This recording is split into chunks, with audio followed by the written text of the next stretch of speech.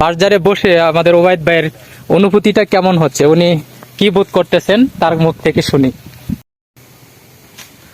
বাঁশ হলো গরিবের কাঠ, কিন্তু এই বাঁশজার তোলা অনেক কঠিন কাজ।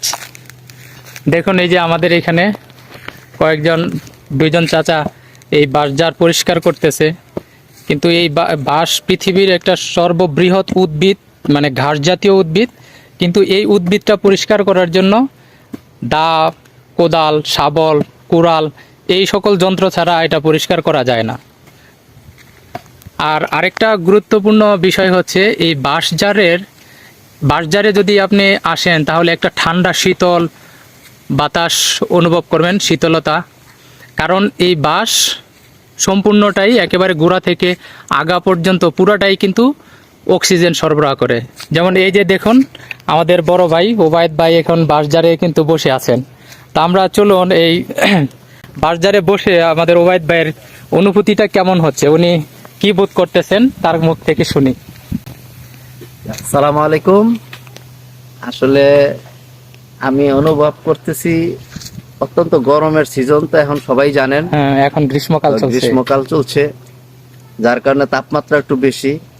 তো আমিও খুব ক্লান্ত, যার কারণে আমি একটু বাঁশের জারের ভিতরে আসছি, একটু বসে একটু ক্লান্তি শান্তির উপভোগ করতেছি। এখানে আসলে অনেক ঠান্ডা, এবং যারা এখানে না আসবে তারা আসলে বুঝবে না। আসলে এখানে অত্যন্তই ঠান্ডা এবং এটার মধ্যে অক্সিজেন ভালো পাওয়া যায়। তো আমরা আসলে এই বাঁশজারকে অত্যন্ত গুরুত্ব দিয়ে, মূল্যবান চিন্তা ভাবনা করে আমরা আসলে বাঁশজারকে পরিচর্যার জন্য ভালোই করি। সব বাড়িতেই যেন কিছু না কিছু বাঁশের জার থাকে অক্সিজেনের জন্য। তো আসলে কিছু বলেন, সবাই জানেন বাঁশের জার অতটা ঠান্ডা, আসলেই বুঝতে পারবেন ইনশাআল্লাহ।